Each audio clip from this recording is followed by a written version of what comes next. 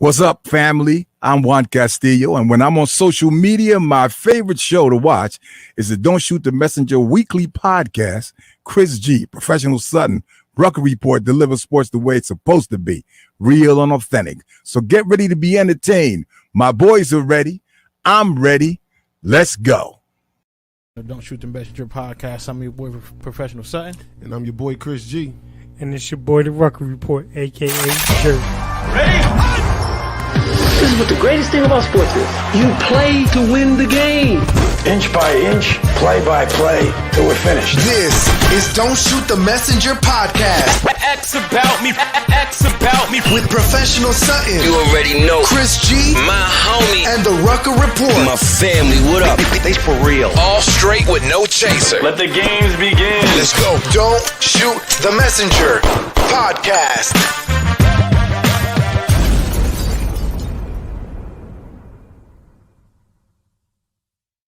Yo. You know, it's about that time and it's about that time. Welcome to another edition of Don't Shoot the Messenger podcast. I'm your boy, Professional Sutton. And I'm your boy, Chris G.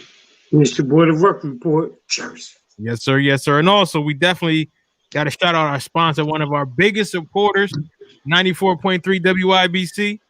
The rhythm of the city. Yes, sir. So, fellas, it's a lot going on in sports. Draft. Real quick. What's up? My screen look crazy, yo. I just see the number 9 and I look froze. Nah, you ain't froze. You good, baby. Let me see. I don't know what's going on, but I don't see nothing, son. You straight. I don't know, man. Listen, man, you keep on messing with them Samsung phones. Martha. I keep telling you, man. I can see you still moving. I can't see nothing. I don't know. Yo, listen, I don't know how you can't see. I can see. All right, I'll be right back. I'll come out and go back in. Come on, man. You know, we got the Samsung phones, man. You know, he was in Jersey, man. So, you know, they might have put something on it. But we got a lot going on. We got the NBA. You know, definitely want Chris to talk about the Tyson and Roy Jones fight. I know it's over, but we also got a big fight tomorrow that I can't wait. And especially if you like boxing, you can't wait either. Also, we're going to talk some NBA too and just check that out. But I want to jump. Ruck is back in the building. How about now, Ruck? You good? Yeah. Okay. Yeah, I'm here now. So I want to jump into the NBA because you know we had, NBA action going on. We had an NBA draft. Melo went to the Hornets. LeVar saying he don't want that one-on-one with Jordan no more. What's going on with that, Ruck? What's going on? He never lost. Now, how did you like the NBA draft? I know it wasn't a whole lot of names that a lot of people, you know, were talking about. To me, I think this probably was a gift for Melo because there wasn't so many blockbuster names, but his name was really big. What do you think about this draft? Just like we had talked about a couple of weeks ago, like really it was underwhelming. I think the biggest thing that I took away from the draft was all the moves that happened prior to the draft and then the stuff that's been happening since then. There were a lot of names, again, like people won't know because we had really we didn't have really, it was an interrupted college basketball season. So a lot of people that you probably would have met or known through the tournament, you didn't get a chance to do. But the trades have been really big. The stories have been really big, including one that happened yesterday with Westbrook going to the Wizards for John Wall. So I definitely want to talk about that right there because I can't wait to hear what Chris got to say about that one. Jump into it, man. Oh, so if you don't know, then you know, tell the people what happened yesterday. So listen, people, if you don't know, yesterday the Houston Rockets, in their attempt to continue to hold on to James Harden, because as you know, James Harden and Russell Westbrook did go to Rockets management and tell them that they were not happy there, both requesting a trade to be out. And what the Rockets did was that they sent Russell Westbrook to the Washington Wizards for John Wall and a protected lottery pick in 2022. So a lot of people weighed in on the trade. I think it was something that both sides eagerly wanted. I think Wall wanted out of Washington. just like Russ wanted out of Houston. And I think, from a basketball standpoint, I think you would say it was a wash in terms of what you're getting. Both players are very high volume to the basket players that like to have the ball in their hand. John Wall shoots a little bit better from behind three, but Russ has a better field goal percentage. So I think you get a little bit of a wash in terms of what they get. Russ is also 32. John Wall just turned 30. But I think what it came down to is James Harden had a preference of who he wanted to play with. And for some reason, he preferred to play with John Wall. The other thing that I think is major about them, especially moving that Wall thing, that I think can be somewhat instrumental in what happens moving forward is that also on the low, the Rockets signed DeMarcus Cousins. So DeMarcus and John were former teammates at Kentucky, and I know people think that DeMarcus is past his prime. He's been injury prone over the last 2-3 years, but that could be a pretty formidable combo with them, and it still may put Houston in a position to give James what he wants, which is a way out of Houston. Okay, all right. Let me see what Chris got to say. Chris, what you got to say about this, man? I know how much you love Russ. He loved Russ as much as you love Melo. Oh, man. Come on, man. Come on. That's rough. So, Chris, what's your take on this? Can y'all hear me? Yeah, we can hear you now. Yeah. I had you on mute real quick, but we can hear you now. Yeah, my phone is bugging like a month. Anyway, I'll say this. I think honestly, I'm gonna be truthful. I think it's a good pickup for the Washington Wizards. Okay. Listen, I mean, if Russ isn't anything, he's definitely in the elite point guard category, and he's shown that he could bring a team that was maybe not up to par in the West, at least get him into the playoffs. True. So I gotta assume he could do. I mean, you got to be, as a Wizards fan, you got to be saying, "Yo, I'm at least looking at a 6 seed." I mean, I'll say bare minimum, he'll get you in at a 6 seed. Maybe if him and Bradley Beal and Bertans, who doesn't get a lot of credit, but Bertans is a pretty good player. Maybe they might even be able to get you a 5, maybe even a 4 seed. I don't know. I mean, there'll be something to be reckoned with in the East of a steady dose of Russell Westbrook. So I definitely won't poo-poo on the Russell Westbrook side of it. They both had bad contracts, so it kind of trades off, except for Houston gets a pick from Washington, because I don't think it's a debate that John Wall is the poor man's Russell Westbrook. I don't know. I mean, I think that's pretty easy to come to terms with. So I think, all in all, I think it worked out great for the Wizards, and I think James Harden wants to play with John Wall, but at the end of the day, it's probably just going to be more of the same for the Rockets. Look, in the East, that might be something that's formidable. The West it's a gauntlet, man. Yeah. And I mean, we've said it. I think we've said it for a few months now. The West this year, even with Clay not coming back, the West this year is a murderer's row, man. There's going to be some good teams in the West that's not making the playoffs. True. There's going to be some all-star, all-NBA caliber players in the West that don't sniff the playoffs. The West is not for the weak and faint of heart. You in the West, you're going up against all-pro, all-star level point guard every night. You're going up against a superstar in some capacity every night in the West. There is no breaks. So for the Rockets, I would say, listen, James Harden is good enough to probably at least get you in the playoffs. But after that, I don't know, the Rockets, I don't see much. Okay. I'm working on my pitches. I'm working on it. It's not letting me do it. Them Samsung phones getting your ass tonight. They getting your ass tonight. I keep on telling you. Listen, I'm just calling. I'm just calling how I see it. I'm just calling how I see it. It has nothing to do with my Samsung phone right now, and it has everything to do with this shoddy ass stuff that we working on, but we know I ain't gonna put a nigga business out in the street. You listen, man. Listen, this stuff is good over here. Right. Here. Hey, Chris. I see. Look at my face. Listen, I'm the you captain see us. now. You can't hear. I don't know what's going on, man. Hold on, I'm about to try to fix it. Hold on, give me a minute. Crazy, man. Crazy. Now go ahead, take your time.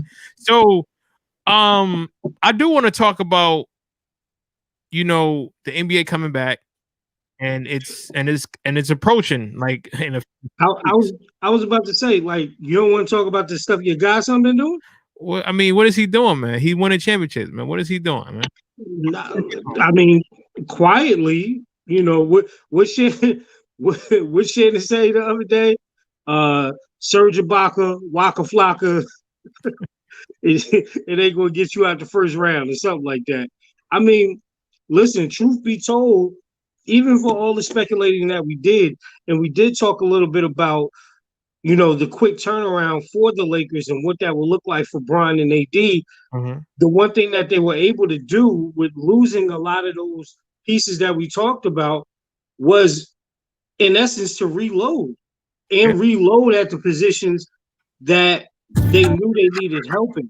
I think with resigning KCP, I think with the addition of Marc Gasol, they got rid of, Danny Green, replaced him with Dennis Schroeder. Trez coming over, Montrezl Harrell coming over is big. They're still in talks right now with Pau Gasol, thinking about adding him as another big man. Wow. So I think what the Lakers are doing is very smart. They've been able to get people at the veteran minimums. They've been able to retool and put themselves in a different position. I still think that they're going to be in need of some extra wing help. We know that Caruso is coming back, so we know that that's there. KCP is there. They may want to re-sign Dion Waiters or JR. So we'll see what happens there. But I think they've done a good job to put themselves back not only in the hunt, but in a pretty commanding position, because at whatever point that you get a fully adjusted LeBron and AD, that's going to be a big problem for everybody in the West. I mean, I know we talk about it a lot, right? We always talk about, what people say, and I kind of just wanted to get your point. I know Chris, he's going to be on, in a bit, but a lot of these, again, and I say older because good basketball, right? You come from the era. And what do you say about these older dudes who just keep poo-pooing like, oh, these dudes are soft, they trying to team up, they trying to do this, they trying to do that, it's there is no competition, so to speak. So I say that because when let me just say here, when Charles Barkley didn't win that chip, right? Let's just say when Charles Barkley did not win his championship, a lot of people kept saying, well, Charles don't got a ring, so that don't count. And within the last, I'll say 12 to 10 years, having a ring has been a relevant conversation, right? It's just all been about rings. Now you see a lot of these young dudes who come from the AAU era, who come from the era of, well, listen, if I got to get a ring to be solidified as one of the greats, then so be it. But now you see a lot of these people who are just saying that that the league is soft. I totally disagree, because I feel like if you're playing in the NBA, you're playing against the best competition on the planet. And this whole notion of every time someone wants to come play with Bron, it's, oh, Bron is soft. What I had to put in my group, I said, listen, you have to understand, when you're playing basketball, it's a team sport. Mm-hmm. Whenever Bron does something that's not good, he gets all the blame. Okay, he's a superstar, so he's going to get the good with the bad, right? He's the face. When AD was doing his thing and what he was supposed to be doing in the playoffs, Bron, all the credit goes to AD. Okay, cool. Now that a lot of people are like, listen, like, Marc Gasol, oh, that's a super team. I'm like, yo, Marc Gasol, he's at the end of his career. He wants to win a ring. Yes. And there's nothing wrong with that. But so many of these people, again, and I want you to chime in, but they're cracking me up with the notion like everybody's going to one team and there's no competition. That is a lie. That is such a lie. And people have to understand, Bron is one of them teammates that a lot of people in the league love to play with. Now, let's be real. Dame would love to play with LeBron, but LeBron and Dame, their styles don't match well. So that's why they won't be teammates. But I just laugh, and I just wanted to get your, input on this because there's so many people. And Chris, I'll get you in, filled into. I'm talking about. I have, we're on a tangent about how these older cats keep talking about these younger cats soft because they want to join up. But I said it was the older cats that put the notion of if you don't got a ring, then we don't want to talk to you.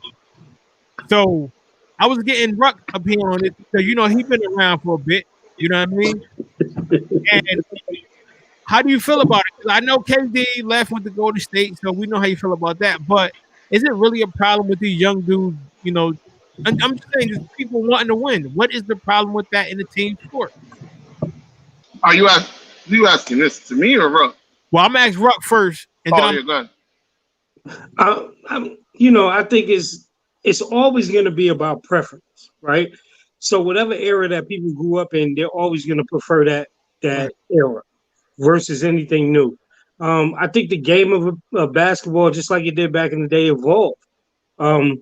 Now, you could say more super teams started in the LeBron era. You can say that, right?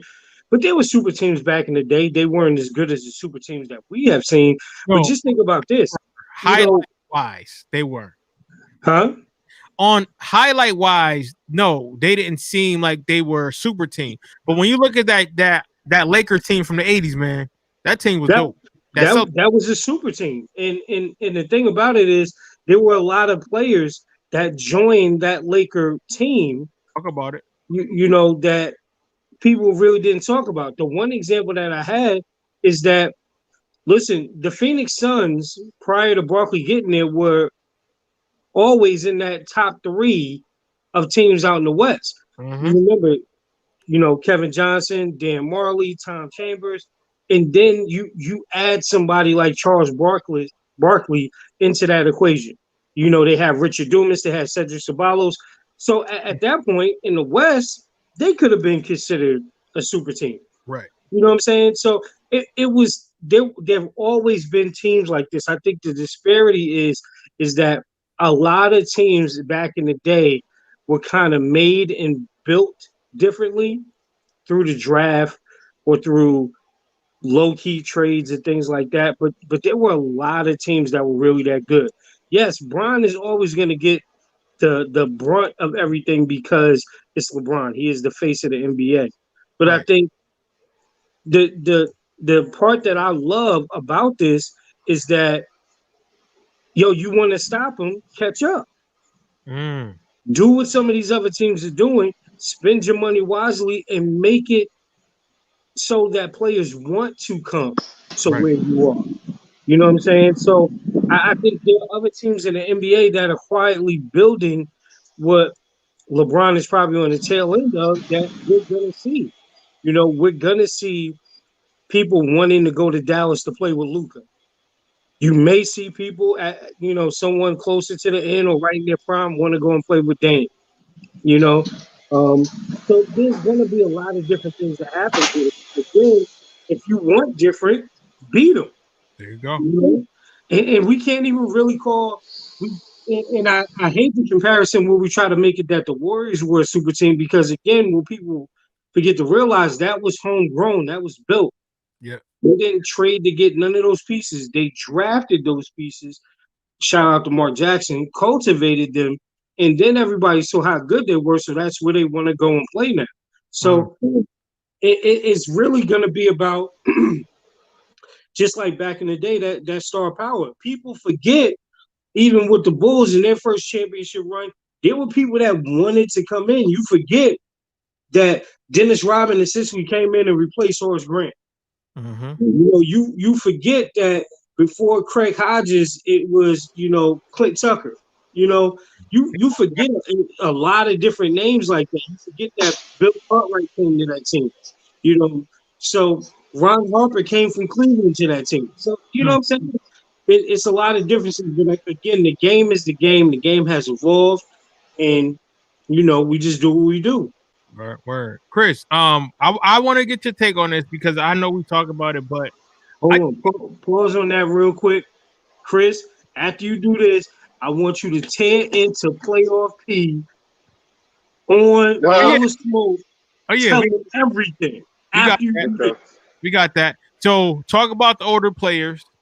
You know, they're hating for the younger people joining, and then we gotta talk about playoff P. I ain't gonna say the other P word, but you know what I'm talking about. You know what I'm talking about. Yeah, well, I'll say this. You know, older players say older people shit. And it shows. And, you know, all of those older players that wanted to stick with their team and most of them don't got rings, how that's working out for you. How, you know, how's Google me Chuck every day, every Thursday on TNT going for, you know, the loyal Charles Barkley. Yo, stop being I can't stress it enough that the double standard that fans have for loyalty. It's like the team doesn't have to be loyal to the player. But while the player is good, he needs to be loyal to the team. Wow. No. You need to be loyal to yourself, your bank account, and your own legacy. There we go. That's what you need to be loyal to. And listen, I love Dame. And I appreciate Dame for staying in Portland. But Dame ain't winning no chip in Portland with what we got. And listen, if Dame want to stay here and I get to reap the benefit of getting to watch Dame, thanks a lot. But Dame, if Dame want to win a chip, he better go looking to go somewhere else. If Giannis want to win a chip, he better be looking to go somewhere else. Well, he just signed that max deal. He ain't going nowhere now. He ain't signed no max deal. He signed Unless that's breaking news. Is that breaking news? Let me see. That Giannis signed that deal? He signed no max deal. Oh no, he signed no max deal. I know he was talking about it. They talking about it. Yeah, I'm sorry. They trying. Yeah, they trying to get him to sign that max deal. It looked good though. I'm sorry. They talking to him, but he ain't talking back to them. I think he's still in Greece, and I ain't even joking. Yeah, I think he's still in Greece. Giannis, if you're an iPhone user, Giannis got them on red. I mean, at the end of the day, as currently constructed, I ain't worried about the Milwaukee Bucks. Not with them killers out in the West, and not with you couldn't even get past the Miami Heat. No shade to the Miami Heat. No shade. But you couldn't even get past them. And you supposed to get past them and the Nets this year? Yeah, that's not happening. Giannis can't even shoot a jumper. Ooh. So here's what I'm saying. Them old people live in your old ways. We'll forget about you soon enough. This is the new school. I'm sorry. Look, I don't like little whatever his name is and all the other ones. But guess what? This that era right now. Okay? Right. When I talk about I want to bump some Styles P, my son look at me like I'm on crack. I do too, but whatever. Go ahead. You do too. I'm just saying, it's the new era, man. Right. And this is what it is. There ain't no. Let me tell you something. It would have been a miracle if the Miami Heat would have won the NBA championship this year. It was a miracle. It was a miracle that Toronto. It was a literal act of God. Yes. That stopped the Golden State Warriors from winning. Yes. The championship last year. Chris, now listen. If you want to term, that is the act of God. I'm talking about everybody going down. Yeah, you are so like. Right. If you want to roll the dice and go, hey, maybe a bunch of things might break our way and a couple legs will break on the other way, and we can align ourselves and be able to win a chip, that might happen. But, you know, Toronto aside, ain't been a regular team that won the championship since the Dallas Mavericks. Yeah. All right? This is the era. And even though the Golden State Warriors super team was more built within, it was still a super team. Mm-hmm. You know, they did happen to draft right and have players developed correctly, and they all popped, but it was still a super team. And they had a great coach, Mark Jackson. And they had a great coach, and they followed up. And even though they did Mark Jackson dirty, they followed it up with with Steve Kerr, who was a great coach for what they had. Mm-hmm. So that's what's winning in the NBA right now. And if you don't like it, if you don't think it's right, well, Walt Frazier and them can suit up. You know, what do you want me to do, man? Like, go get your Converse and get back on the court and show what your old ass could do. But I'm pretty sure it's close to nothing. No, So, I just say that because I know that you clicked off. I was referencing because there are people out there who is really saying that there's no more competition in the NBA because of that. There's great competition. Exactly. So that is why I'm putting it out there. And I know you guys, I know what y'all were gonna say, but I wanted people to hear the expertise in what you guys said. Whoa, nobody don't care about competition. Let me tell you something. Go ahead, Chris. You're gonna hear, and this is predicated on the Lakers' continued success. If they continue to be as successful as I believe that they will be, all of that competitive shit gonna die down. Because people don't give a shit about competitiveness if it's the people that they're accustomed to having the competitive edge over everybody. So the Lakers is known that have a stacked team. So if they're winning, people will quiet down. They didn't like Golden State winning because that wasn't the norm. They didn't like when the Miami Heat was winning because that wasn't the norm. They don't like those things. But if it's Boston, if it's the Lakers, if it's the Cowboys, if it's the Steelers, if it's the Patriots, if it's the blue bloods of pro sports, people don't give a fuck. The Yankees. So Yankees, so on and so forth. When it's them, the competitive stuff don't matter. It's when a smaller market or a team that you didn't see being this dominant comes out of nowhere and steals the shine from the blue bloods that it becomes a problem. Nobody gives a fuck when Duke wins or Kentucky wins, but if Creighton's in that motherfucker, we got a problem. Yep. That's true. Hey, yo, I did want to speak on something to get y'all opinion on this, right? What's up? And it was really triggered by everything that happened yesterday with the Houston thing, right? I am now of the mindset Brooklyn don't need James Harden to get to the chip. Okay. I don't think so. I don't think so. I think them even reaching that far and showing Marks, I hope you are tuning in and you're listening to what we're giving you. It's free game. Get back at us later. What you have and what they have built over the years and what he has personally built is a good product. And the way that you were able to add these two superstars, you have enough in the East, right? It's gonna make for great basketball in the East again. And I think it's because of additions like Russ, and then you're gonna get a healthy Victor Oladipo. You still got the Celtics doing what they do. We don't know what's happening in Philly, but the East is gonna be better.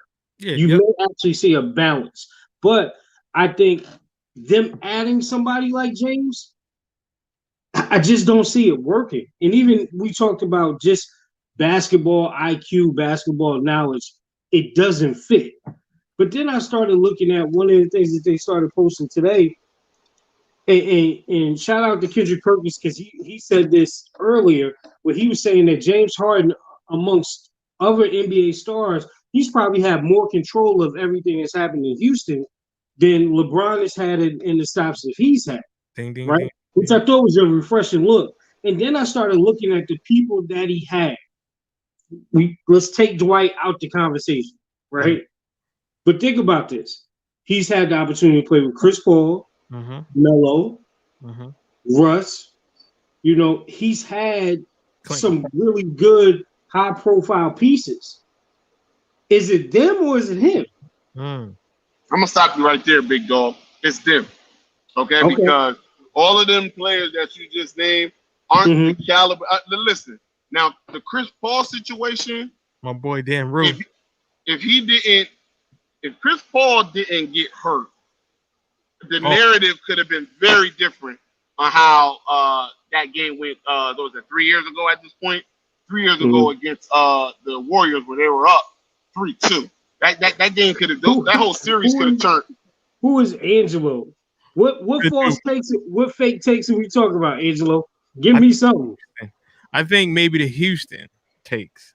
Well, listen, I'm gonna defend Houston a little bit. Listen, okay. Melo, he wasn't the answer, fam. He just wasn't. And Melo, it may be in Portland now playing a better role, but he wasn't playing that role in Houston. No. He was playing Melo role like he was still like this was, 2010 Melo. You know what I mean? And he ain't that. He hadn't been that for quite some time. Was that just Melo, Chris, or what they probably told him coming in? Well, listen, hold on. It don't matter what they told him. It wasn't James Harden's fault. No. No, I'm not saying it's his fault. I'm just saying, how does this all play out? Because it just seems like players that were at a good point, at some type of point, serviceable, weren't able to help him get over the hump. Well, no, I mean, I think we all saw and we all knew that him and Russ was not a good fit. Everybody. No. I mean, wasn't a good fit at all. Like, why are they doing that? But again, D'Antoni, he likes shooters. The Chris Paul thing, I think we had something.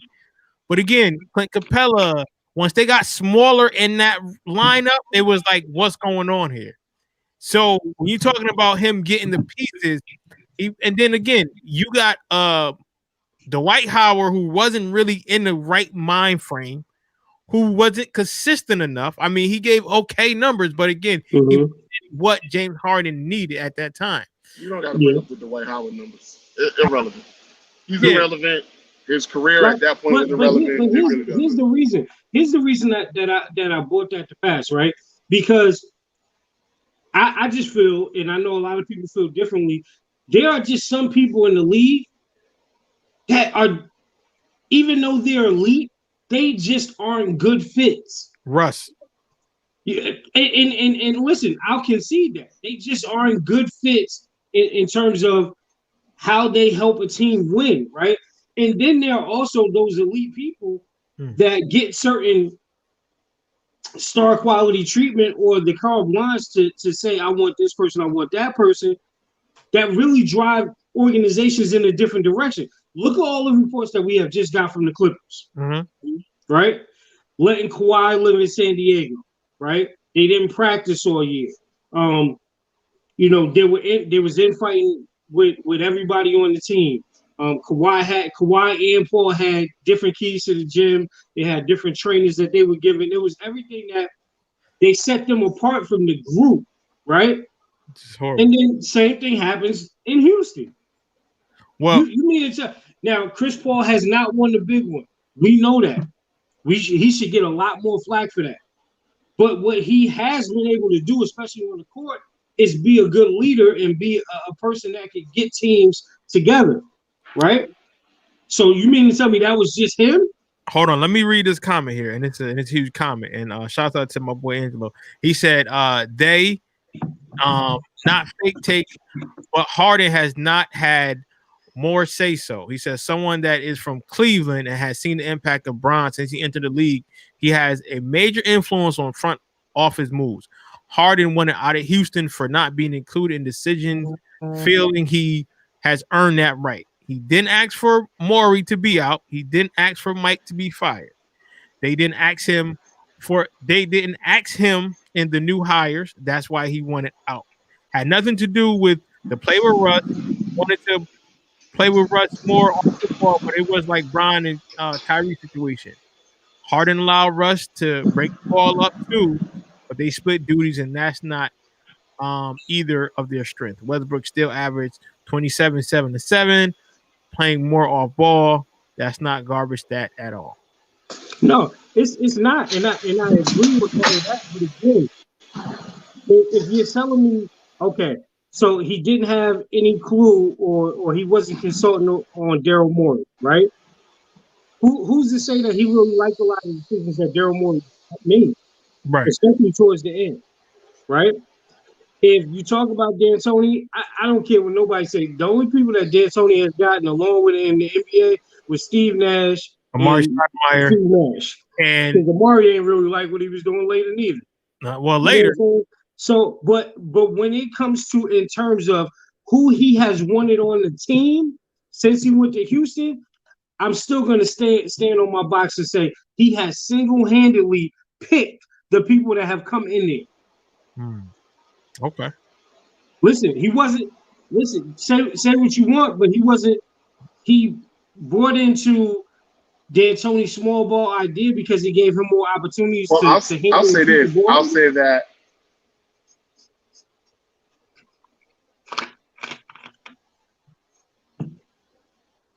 You'll say that, Chris? Yes, they kind of stuck themselves in a catch-22 in Houston. Okay. Got me? Yep. Got you. All right. So I'll say they kind of stuck themselves in a catch-22 in Houston. What happened was, for them to play to get the most out of James Harden's talent, they had to play that small ball lineup. They had to play that way. That way isn't good enough to win you with chip. It was proven. But if you play in a more traditional kind of way with James Harden, you won't even get as close as you got when you were in the small ball lineup. So they were kind of in a damn it if you do, damn it if you won't kind of situation with the pieces that they had acquired to try to make a run. Agree. And I think, when you're talking about, somebody like James Harden, I think if he has his way, he's not getting those pieces that were acquired. I think he wants different pieces. I think he like, yo, listen, give me a wing who can actually help me out. You know what I mean? So those are the things that I think James Harden was not a part of.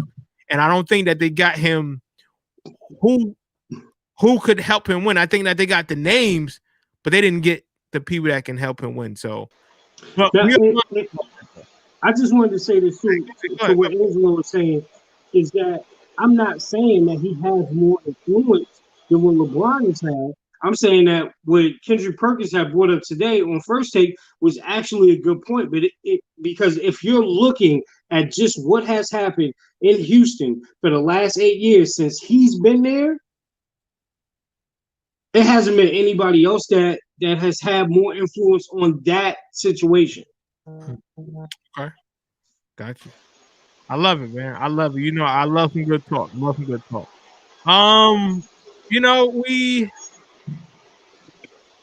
I seen this and I was actually laughing at this because Paul George punks out again. After the playoff debacle, I try to respect him. I say, what happened, man? But just him dissing Doc Rivers, throwing him under the bus, man. Chris, what's up? He didn't do, I don't even think he dissed Doc Rivers, honestly. Okay, what I think he said he wasn't using them right. I don't think he dissed him. I just think Paul George showed what he is. And what we've been saying, or at least what I've been saying. He is not a number one talent. He ain't an A-level guy.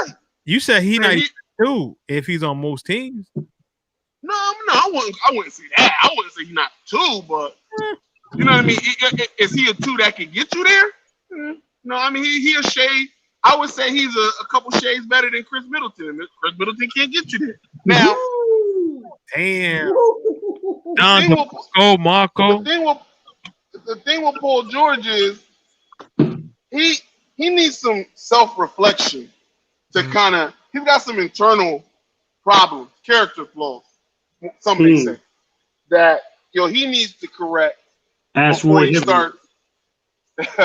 Right, that he needs to correct before he starts pointing the fingers at other people. Now, listen, I will agree to a certain extent that I think Doc had got sick and tired of them niggas, and I mean niggas. And he said back and said, you know what, y'all niggas know everything. Y'all go ahead and handle it. Yo. And when you hear him talk about how It was like, oh, we was up 3-1. And we was like, oh, we got this. And then we was up 3-2. And we was like, oh, we still got this. But nobody never changed something. Nigga, you changed something. You on the court. Chris, can you Make a shot. Can you the screen, Chris, or no? Huh? I said No, I can't. Okay, so Angelo said he said Doc and PG were meant for each other, an underperforming coach with an underperforming superstar. And then no, I'm not putting that on Doc. Listen, and then Doc is wait. So he said they are the same. Insert Spider-Man meme. I just wanted to say that. No. I can't agree with that. Because let me tell you what Doc got that Paul don't got. The ring. A final appearance. Oh no, I won't even get to the ring. A final appearance. Mm-hmm. A final appearance. Now listen, he has come short since he's left Boston. There's no doubt about that. He has some Clippers teams that should have got to the Western Conference Finals. I don't know if they was ever the best team in the West, where they should have definitely got to the finals. But he definitely has some that should have got to the Western Conference Finals for sure. But let me tell you something. Doc got his already. He got his already. He's been to the final. He been to the final as a coach, and you can't see me, but I'm putting up the deuces 2 times. 2 times. Yo. Wait, I'm sorry, quick. Let me jump in real quick on that, right? The one thing that surprised me about the whole thing is that for everything that probably could have been pointed at him, Paul had an instant excuse about everything. Everything. He did. Last summer, I didn't get to train like I always train. I didn't practice all year, right? We had different ways of doing things, so we couldn't hammer things out in practice, but we had them in the game. These are all things that, as an elite player or someone that says they're an elite player, those are all checklist items that he's responsible for, or at least the majority of that. Don DeMarco, Like I get the easy way out is to say Doc, but if you're telling me that okay, Doc didn't use me right, he didn't give me a mix, he had me on pin downs and stuff like that. He's using me like Ray Allen. First of all, you don't think Doc saw you play? Remember, you was in the East when Doc was in Boston. You don't think he know when you was good in Indiana? You don't think he's seen how effective you were in different things? But then the biggest thing for me that I think he tried to take the easy way out, bro, this was the situation you asked for. All right, hold on. You was the one on camera talking about what it do, baby. Real quick, keep that post up. Keep that post up. Yeah. You hear me, Quet? Yeah. Go ahead. I just gotta hit you up with a couple points here, Angelo. Thanks for watching the show and listening. First of all, if we go back to the Boston Celtics run, they won the first year. KG got hurt the second year. KG got hurt the second year.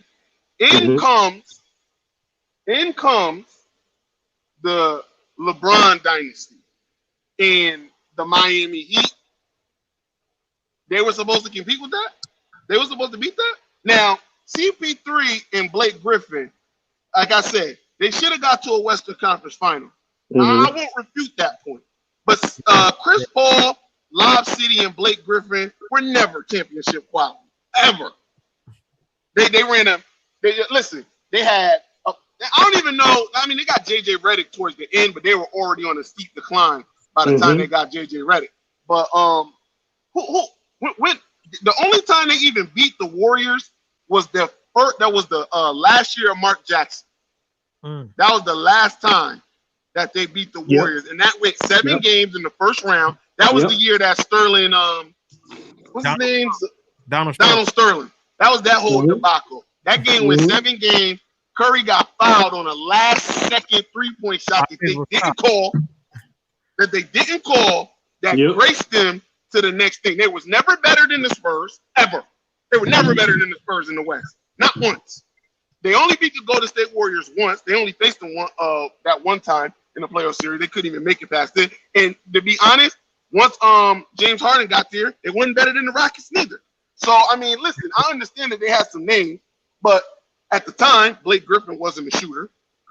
And CP3 had already proven to be a choke artist in certain moments. So let's not get into this narrative that the Clippers were this great team. They were an exciting show. I won't deny that. They were exciting. Live City was fun. DeAndre Jordan couldn't hit a free throw, but it was fun to watch him dunk on people. Yep. Blake Griffin wasn't no great outside shooter, but it was fun to watch him dunk on people. It was basically Chris Paul trying to lead it as much as he could. Hey, Angelo, the way you feel about Doc is the same way I feel about Marvin Lewis. But go ahead, Chris. I'm sorry. I was gonna say that. Hold on, no. You can't put them. So Angelo, right, but you can't put them in the same. You can't put them in the same thing because Marvin ain't win a playoff game. Doc got a ring. But I mean, Doc got a ring. But y'all was getting on me about like he should have been gone a while ago. But y'all like, who gonna replace him? I'm just saying. No, Marvin shouldn't have been gone. What are they doing now? Losing. Hey, listen, you can make the excuse that he never took them to the next level. But it's Cincinnati. What's their next level? Yo, what they doing out there in Cincinnati? Get out there. Here's the other part of that too, right? Just like Chris said about Marvin, right? In the Cincinnati, like the Clippers made that move off the single notion that the reason that they lost the 3-1 lead was because of Doc. They didn't say nothing when PG was struggling against the Mavs. Yeah, that just had one player that turned up on a bum ankle. Oh, yo, don't remember Kawhi only gave you 4 points in the fourth quarter of a closeout game 7. Let's not forget that. Closeout. Like you don't. So they hung that whole noose around Doc's neck. Imagine if LeBron would have did that. Imagine if LeBron would have only dropped 4. Come on, and nothing to do with Kawhi or PG. And then here's the other thing, which I think lends credence to the other points that me and Chris are making. There again, I keep saying there are certain elite players that are not only elite, but they are pariahs as elite players. Yes. How did Paul George get to LA in a pandemic shortened season, turn that whole locker room upside down? I'll wait. Oh wait, let me get you this. And Chris, I need you to answer this for me. Did you see the same thing happen in Indiana? Yes, I did. Roy Hibbert went from an all-star to not even wanting to come in the building. Didn't David West leave? Didn't David West hightail it out of there? David West leaves. Lance Stevenson, right, says, yo, I don't know what's going on, but I'm going to just start blowing in people's ear. George Hill decides he's going to dye his hair red. Come on, son. Yeah. I thought he went Demolition Man and dyed it blonde, but you could be He right. did blonde, red, like you turned George Hill into Dennis Rodman? Yeah, man. And again, even take the small microcosm that was OKC. I was about to say, bruh, listen. You mean it? How are we protecting playoff P when the 1 year that you were really elite, that next level, LeBron blows by you for the game, right? How you getting waved at things that men do too? How you getting this from Dame and you still play off P? What? That wasn't Doc. They had nothing to do with Doc. Yeah, that was. Well, you know what? And you know what? I'm gonna say this. This might be a little inflammatory, but I'm gonna just let it fly. I'm gonna just cock the hammer on this one. Yeah, he made his whole reputation off of challenging the Heat the last 2 years of a wilting Miami Heat team that he took 7, but still lost. That's what he made his bones on in the NBA. That's why people thought it was great, because he took them 7. But you mind you, the 2 years he took them 7. They barely beat the Spurs because they were so tired. And then the next year, they got smoked by the Spurs. And, LeBron says, you know what? This Miami thing ain't working out for me. I'm going to have to go back to the lane.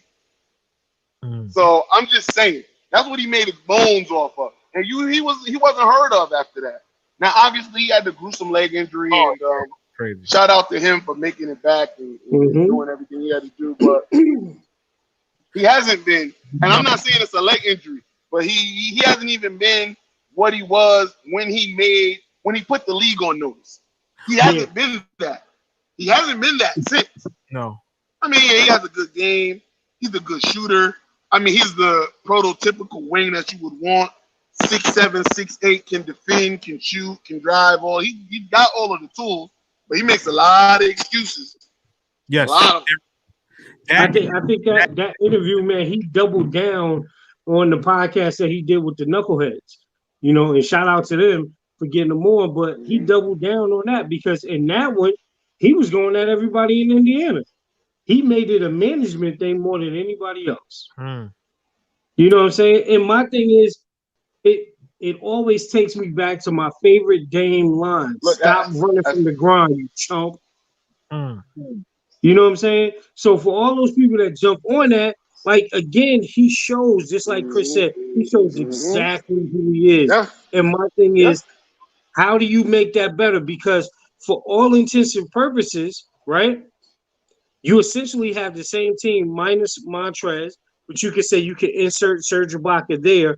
And I think one of the other things that I found really funny about this, Chris, and this is all the reports that I've heard, that was the major reason that Rondo didn't want to go there. Rondo chose Atlanta over the Clippers. Damn. Take that into consideration. I can see. Yeah. Well, you know what? He don't want to. He don't want to be on the side on the bench, kikiing with Paul George and another dude that tricked y'all, that's running around there doing a bunch of nothing. Doing a bunch of nothing. Them two kikiing is the just kikiing doing a bunch of nothing. Talking about telling Steph, hold on. Yo, go up to Steph opening night. Yo, it's our turn. Yo, ain't you 31? What you talking about, son? That was Steph. Ain't you 31? What you talking about? And you still couldn't get out the second round, Pat. Let me stop, man. Got you a fool, man. Got you a fool. You know what? I'm gonna switch topics on it, man. I'm gonna switch topics. Boxing, man. Speaking of fighting, I can't wait. I can't wait to hear this from Chris. Chris, this your lane. Well, every your lane, but everything your lane. Spence Garcia tomorrow, man. Talk about it, baby. Talk about it. Look, man. I mean, honestly, I think I've touched on it a bit. I think I touched on it a bit on this show, or maybe when I was talking to somebody else. Listen, this is a tale of. There's two questions. There's really one question. Is Spence healthy after the car accident? If he is, this is not a contest. I honestly, I can't stress it enough. There are levels, okay? There are levels in boxing. And the level that Spence is on compared to the level that Garcia is on, Garcia is tailor-made to lose to Spence. Now, I'm gonna go even a step further. If Spence is like 75% of himself, this should still be a wash. Damn. I mean, listen. Obviously, it's a fight and anything can happen, but anything don't happen to great fighters, even when they're compromised. I saw a 43-year-old Eric Morales give Danny Garcia a run for his money when he was on his last two fights. Eric Morales' last two fights was at 140 against Danny Garcia. Now, Danny knocked him out the last time. He shouldn't have been fighting, but the first time gave him everything he can handle. And Spence, I bring that up to say this. Everything that you would judge boxing on, Spence does better than Garcia.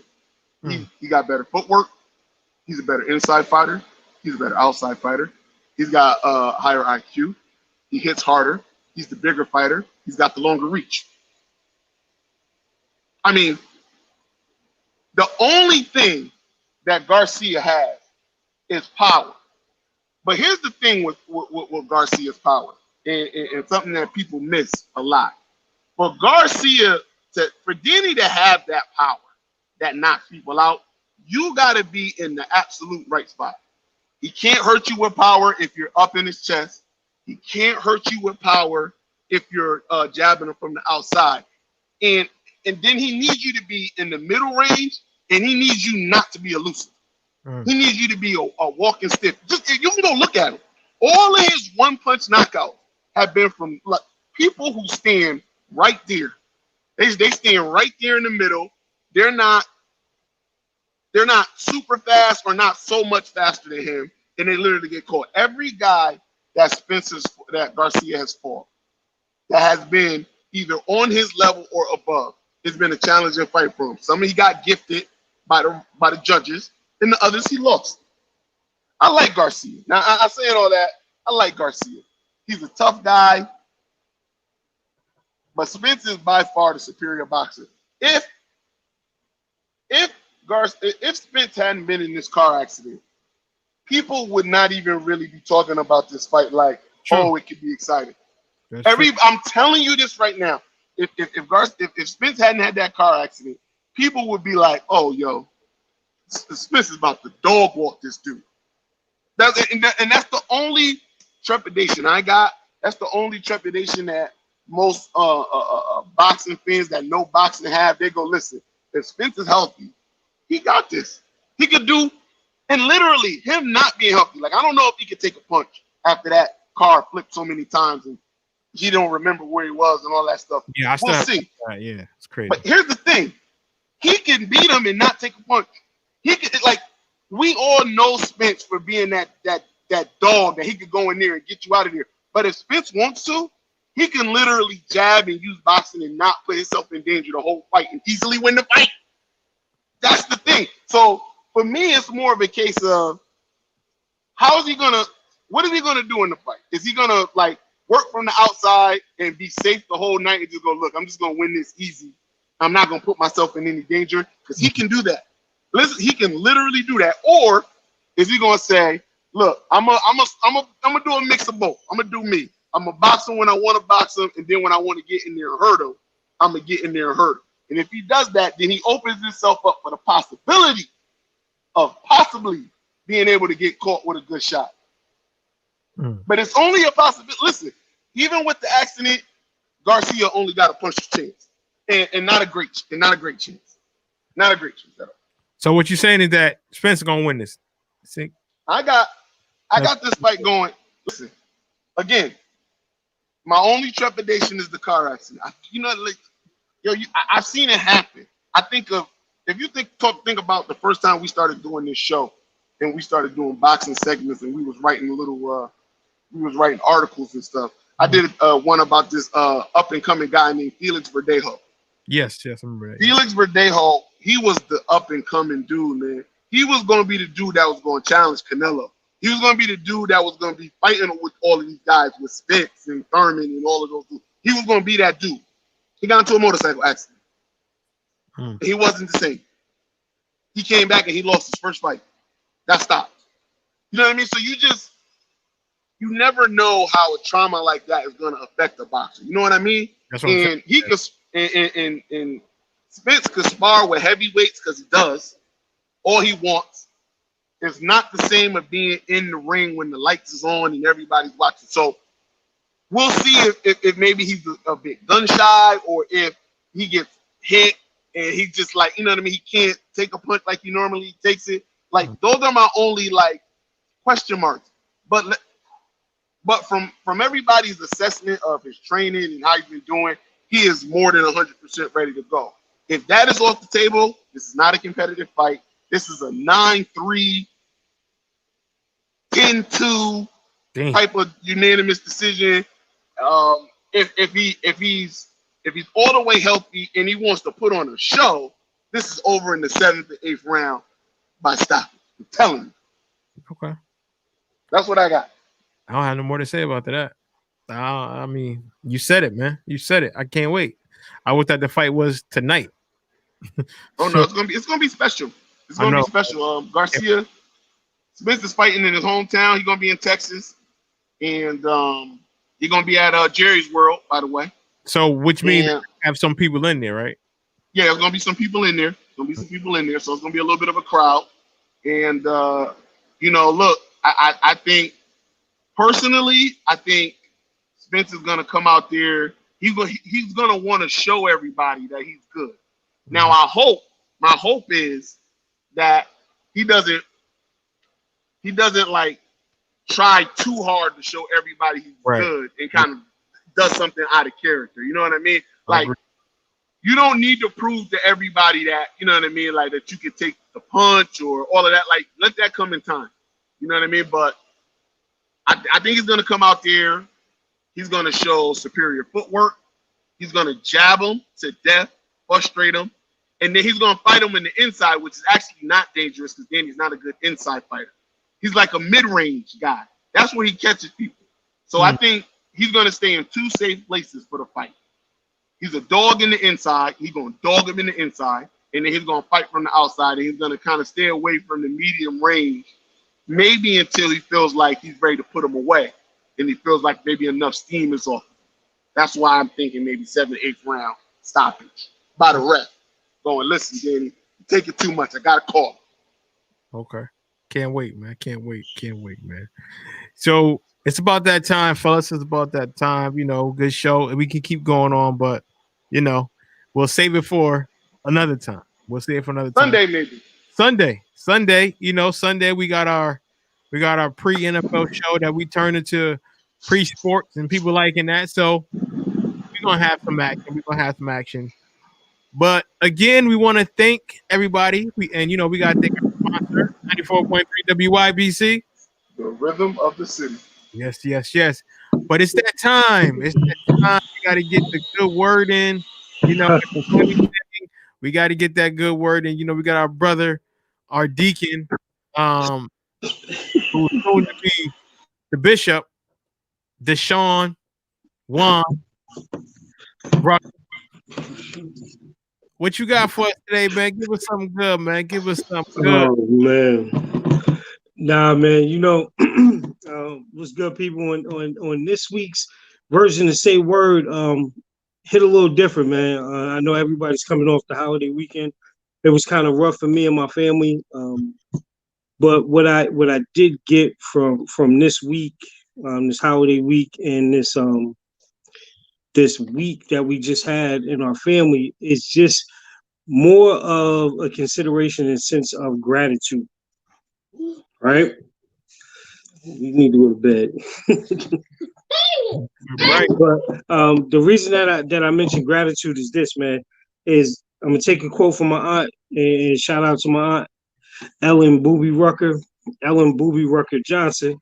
My aunt Booby would always say, don't forget to take time to count your blessings.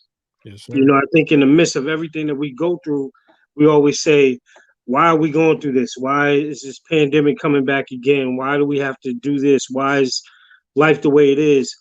But we cannot ever lose sight of the blessings that we got, even the smallest one that we got, which, if God was able to shake us from our slumber, as the good pastor would say, that's enough that we need. We don't need nothing else. So in this time, people, don't forget to count your blessings, because I know I know the people in my family are, and I'm extremely blessed to not only be here, but to especially be here with these two brothers, man, because they are incredible men that pour great things into me, and I'm glad that we're all here together. But don't forget to take time to count your blessings, people. Mm-hmm. So that's this week's Say Word. As always, think big, and most importantly, just be easy. Oh, on that note, man, I was about to go, but I said no. I said, hey, I'm gonna say that for Sunday. Go. But again, thanks again for tuning to another edition of Don't Shoot the Messenger podcast. I'm your boy, Professional Sutton. And I'm your boy, Chris G. And it's your boy, The Ruck Report, Jersey. Hey. Don't Shoot the Messenger podcast. I'm your boy, Professional Sutton. And I'm your boy, Chris G. And it's your boy, The Rucker Report, a.k.a. Jersey. Ready? This is what the greatest thing about sports is. You play to win the game. Inch by inch, play by play, till we're finished. This is Don't Shoot the Messenger podcast. X about me. With Professional Sutton. You already know. Chris G. My homie. And the Rucker Report. My family, what up? They for real. All straight with no chaser. Let the games begin. Let's go. Don't Shoot the Messenger podcast.